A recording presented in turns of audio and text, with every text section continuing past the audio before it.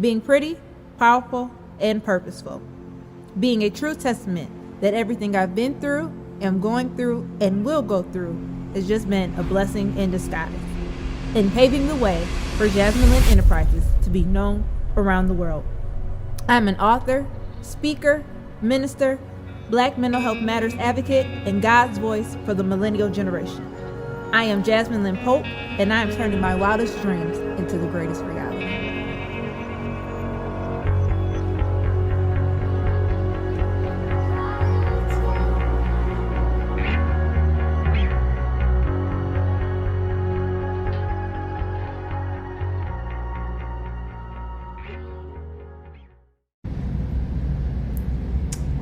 Happy Saturday, everyone. It's your girl, Jasmine Lynn, and we are back for another great episode of Purpose Talk. I don't want to hold you long because we've got some great information that's coming in the second half of our interview with Pastor Marquisa Horton, but I just wanted to stop by and welcome each and every one of you to Purpose Talk. Once again, for those of you who don't know, my name is Jasmine Lynn Pope, and I am your awesome host of this great show. I am a serial entrepreneur, an educator, a minister, and so many other things, but I just love talking about purpose, sharing, encouraging, and motivating each and every one of you to just go after everything that it is that God has for your life. And so once again, I'm not going to hold the time because we get into some really, really good stuff in the second part of the interview, but I just wanted to come and welcome you and just say thank you once again for tuning in. We are here each and every Saturday at 6 p.m., whether it's on Buckeye Channel 69, Facebook, or YouTube. We are making it happen. So let's jump in to this second half of the interview with Pastor Marquisa Horton. Hey guys, this is a quick commercial break just to let you know that I wrote a book. Yep, that's right. Your girl Jasmine wrote a book, and it is titled In the Middle, Learning How to Navigate the Process to Purpose. In this book, you get a real life touch with seeing how I've gone through my life and how I was able to use the various experiences that I've gone through to find my purpose, as well as spiritual, inspirational, and motivational messages that will help encourage you to find your purpose and walk fully in that, or take it to the next level. This book is something that you need in your possession. It's for you, it's for your girlfriends, it's for your guy friends, it's for your church groups, it's for whoever. So make sure you go to the website www.blessingsinDisguise.com and get your copy today. In the Middle, Learning How to Navigate the Process to Purpose. You need this. All right, let's get back to the show.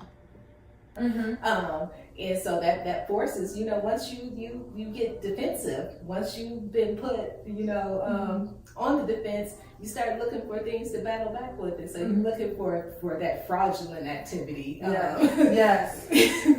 I remember growing up, had the closet.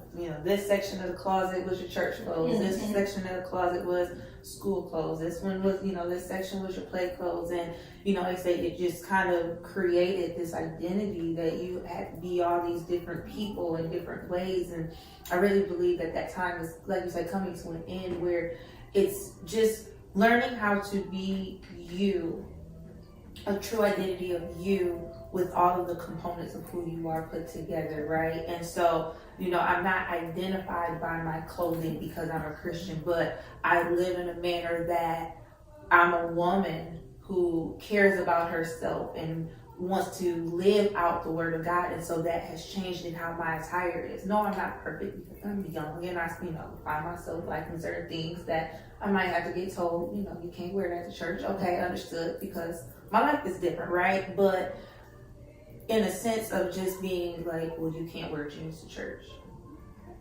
No, if my jeans are appropriate, I should be able, wear them, and not because they're not church appropriate, but just appropriate for me as a woman, and that's just who I am, right? And so I think if we continue to label everything as you have to have this church demeanor, you have to have the church clothes, it takes away that desire, especially for my generation, to want to come, because we're in that place, and I think I've said this before, like, I don't want to play church. And like you said, you don't want the fraudulent, church experience of I just come to run, jump, shout, whatever. Like, as millennials, it's just anybody in this time. You've got YouTube, where you can listen to Michael Todd, Jamal Bryant, Matthew Stevenson, John Gray, whoever. Like, I don't have to go to church, but we're desiring that, and we truly want to learn and grow and become better, and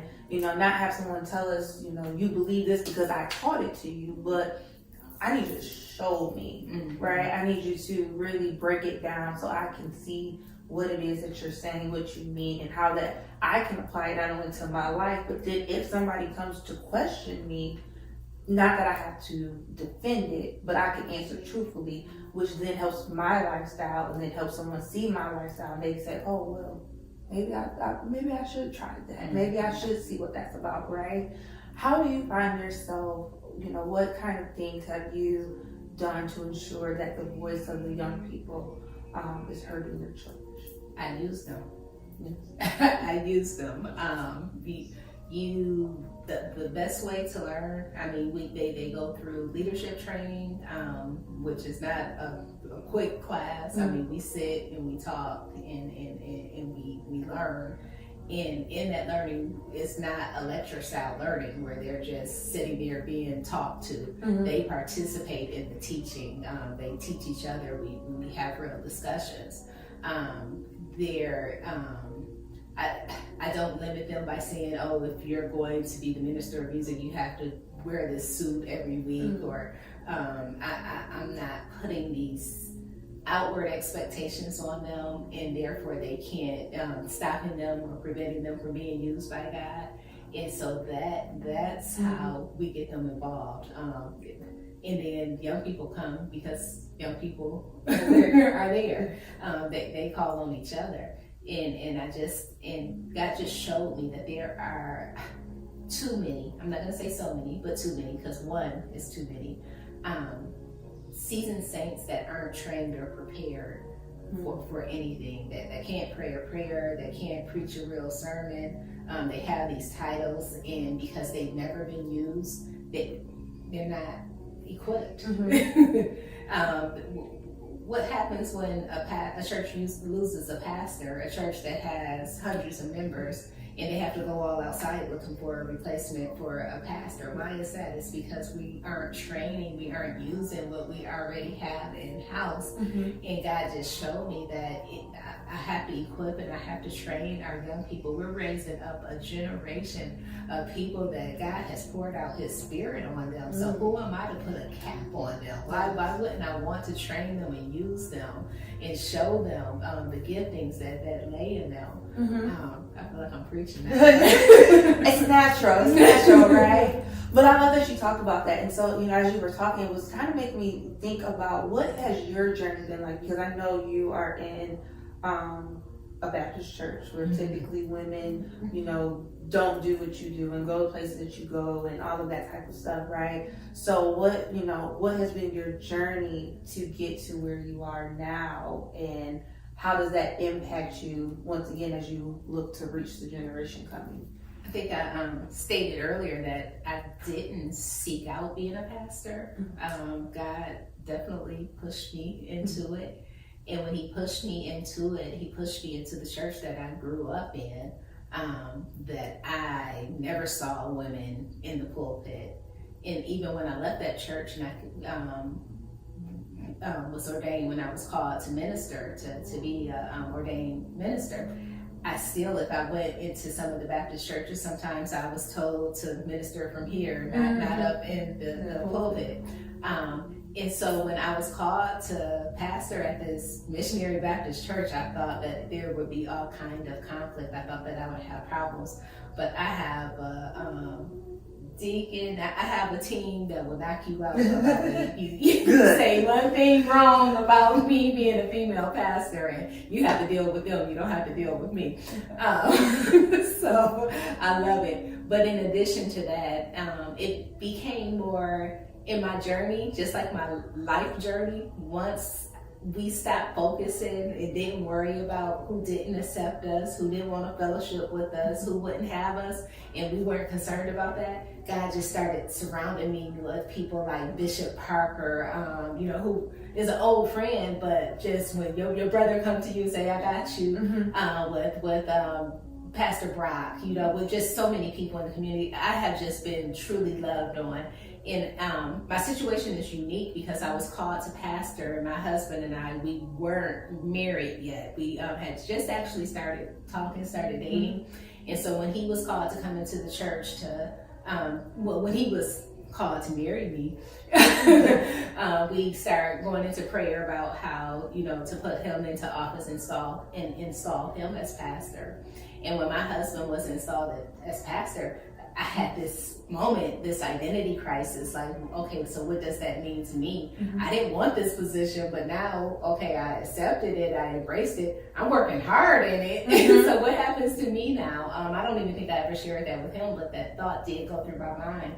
But my husband, even at his installation service, he was, you're my rib, you are by my side, and I want the world to know we're doing this together. So even him, you know, just seeing, and he, if the world won't accept me, then he's saying they won't accept him. If you call him for something, then you have to know that I'm his wife, and you have to acknowledge me as a pastor. I've been blessed. I thought it was going to be a battle, and what I thought was going to be a battle has turned out not to be a battle. And I think it was just because it was ordained by God. Yes, when it all comes together when he does it, right? So you are now, and have been, you know, active as a pastor, but then you also said that you work as a director in a technical field, which is something that women don't typically do, right? Correct. So, you know, with all of this, you know, you getting put into being a pastor in a church that typically didn't have a woman, now you're working in a male-dominated field. How have you continued to, one, maintain your identity as a woman, but have that balance too of who you are? So God is a God of just perfect timing, because if all of this had came to pass 10 years ago, I think I would have been just like what we talked about, how you have your church clothes, you have your street clothes, you have your school clothes. I would have been that person trying to categorize my life in those different areas. But what God has shown me and come to make me accept is that I am all of those things. I am a wife, I am a mother, I'm a pastor, I am the director of technical operations. I am all of those things, and I'm okay with being all those things. I don't, at different times I have to prioritize things, but I don't have to have this false image of myself in any of those areas. When I'm at work, people know that I'm a pastor. A couple of times, some people even call me pastor, or they'll say, oh, I watched your message. I don't have to be anything different. Part of my responsibility is managing this warehouse. I'll walk in the warehouse with my dress on and heels, and walk through the warehouse because I don't have to prove myself as being one of the guys or being one of them. I'm okay with being a woman. Yes, I don't mind wearing my hair natural anymore because I embrace and accept the fact that I am a minority woman. And it's because of, I know who I am, and this is who I am all the way around. I am who I am, who I am. Yes. That power, that strength, right? And so, you know, for a young woman like myself who is looking up to a Pastor Horton, what advice do you give any young woman who finds herself in a position where she's different, she's unique, she's standing out, and it may make her shy, but you know she's gotta blossom? What advice would you give to that woman? I love that you asked that question. And it goes back to one of the reasons I talked about insecurities, why I didn't like being among my peers, maybe feeling insecure. Sometimes I didn't like standing out. I didn't like being the unique one. I didn't want to always show myself as being the smartest one or the brightest one. I didn't want to be pointed out as being the special one. And then going back to, I say to you, to I don't have to tell Jasmine this because she's already there. You might have something. Let me hear it. But embrace the fullness, embrace the giftings, embrace everything that you are. Be proud of it. And the main thing to remember, what I had to remember is, yeah, Marquisa isn't deserving of it. No, Marquisa isn't worthy of it. No, Marquisa isn't qualified. But God put this in me. Yes. And so when I reject the beautiful person that I am, when I reject the strong person that I am, when I reject the powerful woman that I am, when I reject anything that he told me that I am, I'm rejecting God himself. And once you come to that conclusion and you realize that you're rejecting God, it's not yourself that you're rejecting God. It's time for you to look at yourself in a different way and say, Lord, I receive everything that you put on the inside of me, everything that my pastor said that I am. I'm no longer ashamed of being beautiful. I'm no longer ashamed of being different. I'm no longer ashamed of being different. I'm no longer ashamed of being qualified. I am blessed. Yes. I am fearfully and wonderfully made. Yes. Oh, I love it. I think you really need to hear that, though. You know what I mean? Because sometimes whether you're young in ministry, life, whatever, walk path you're in, it gets hard. And sometimes we get so caught up in the moment that we forget what God has already said about us and to us and for us. And so, I just wanted to make sure that, and I needed that, honestly. I needed that reminder, but I think there's so many, young Black women who are out here who are trying to make it, and they're hitting the obstacles and, people doubting them, and it makes them doubt themselves. But it's like, no, you are powerful. You're meant for this. If you're walking in the lane that God has for you, this is purpose talk. So we talk all things purpose. When you are doing what God told you to do, there's nothing that can stop you but you.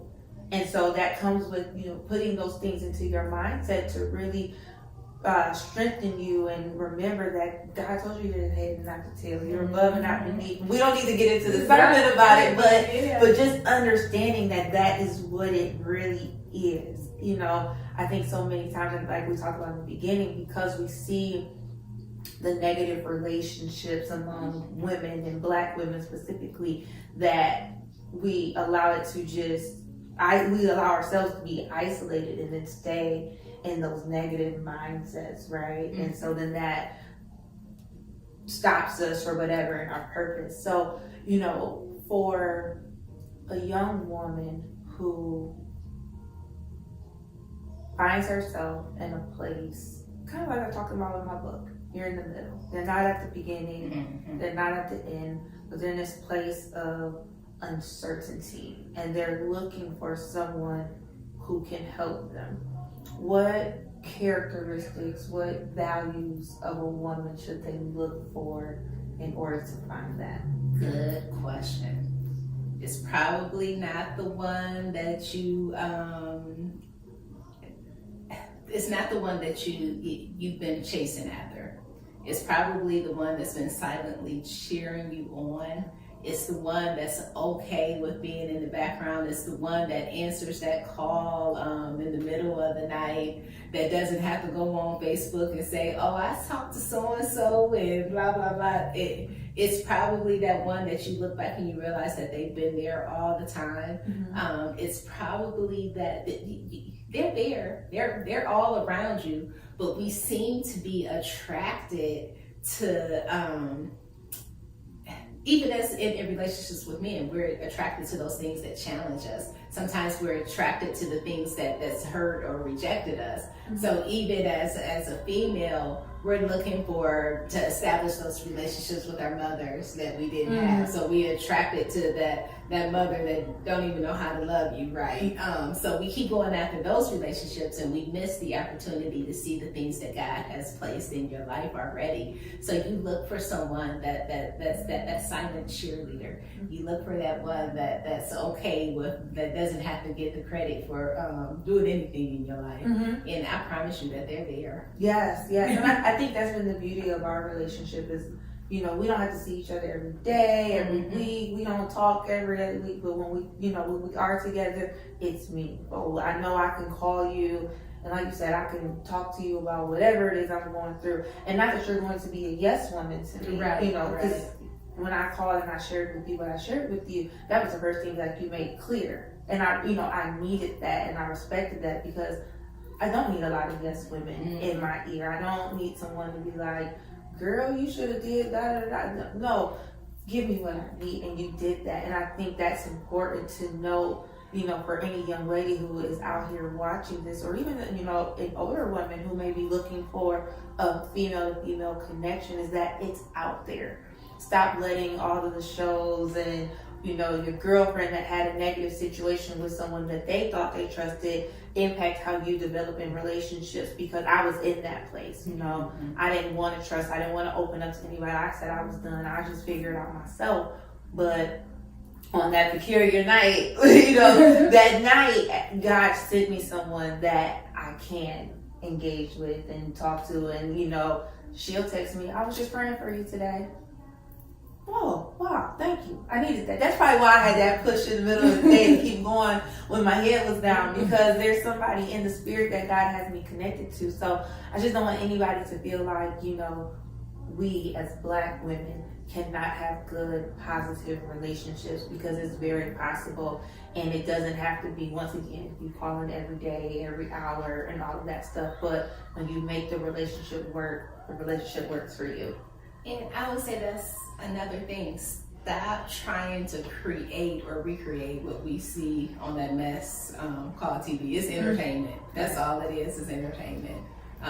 Those moments that they try to give us in a full season, those are usually moments that are cherished and created by a friendship over a lifetime.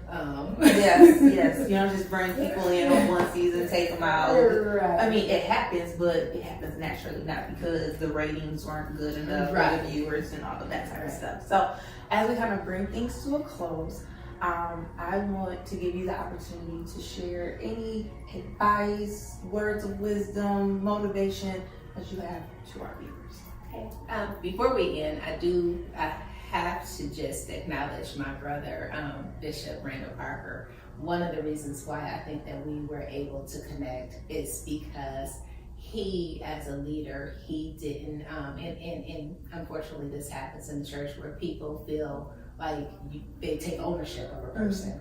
And so sometimes relationships are limited because there's a fear that somebody's trying to take your member away. And so I just have to thank and just thank God for my brother who didn't put a limit on our friendship because there was no threat there to him, you know. So I wanted to say that. I want to say just that there, just personally in my life, through some of the toughest times I've ever gone through, the toughest time in my life, where everything just, where on the outside looking in, it may have looked like things were going well for me, but it was a very tough time, spiritually, naturally, just all over, financially, because of this thing.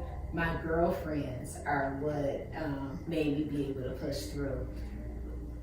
It was realizing that God sent those particular girls to me for a season, and that season gave me everything that I needed. When God was done with us for that season, because we all had other priorities, it wasn't us hanging out, because during that time we hung out probably once a month. We had to, if not every weekend. But it was realizing that's what I needed and what they needed for that season, and God brought us together. And when it was over, we were able to let go and be okay with that season is over. God gave us what we needed for that season. Embrace those moments, embrace those times, and understand that just because it's that way for a season, it doesn't have to continue or last always. Accept and receive what God gives you in that moment. Accept and receive that circle while it's there. And if God say, okay, I have other things for you to focus on and do, then be willing to move on. And again, remember my old school mentality. We'll go on in that circle of trust and stay there. And so that's the other thing. And just, I think the main thing was just, again, embracing and accepting everything that you are, and walking in that, not being afraid, not being intimidated by it, because it's a gift from God. Absolutely, absolutely. Well, once again, I want to thank Pastor Horton for being here with us on Purpose Talk. Don't worry, this will not be your last time on the show. I'm gonna have you back, and we got some more girl talk. I love it. I love you. I love you. Thank you so much. All right, we'll be right back after this. All right, guys, so I want to thank you for tuning in to another amazing episode of Purpose Talks. Guys, I just can't thank you enough for being a viewer, whether you're watching this on Buckeye, Channel 69, Facebook, YouTube. I'm appreciative of you tuning in. Don't worry, we've got more great content coming, so don't think that Purpose Talk is going anywhere. We're going to be right here again next Saturday. Once again, thank you to my wonderful guest, Pastor Marquisa Horton. I love you, and I love each of you, my viewers. Have a good rest of your Saturday. Enjoy your Sunday, and set your schedule to be right back here next Saturday at 6 p.m. All right, I'll talk to you guys.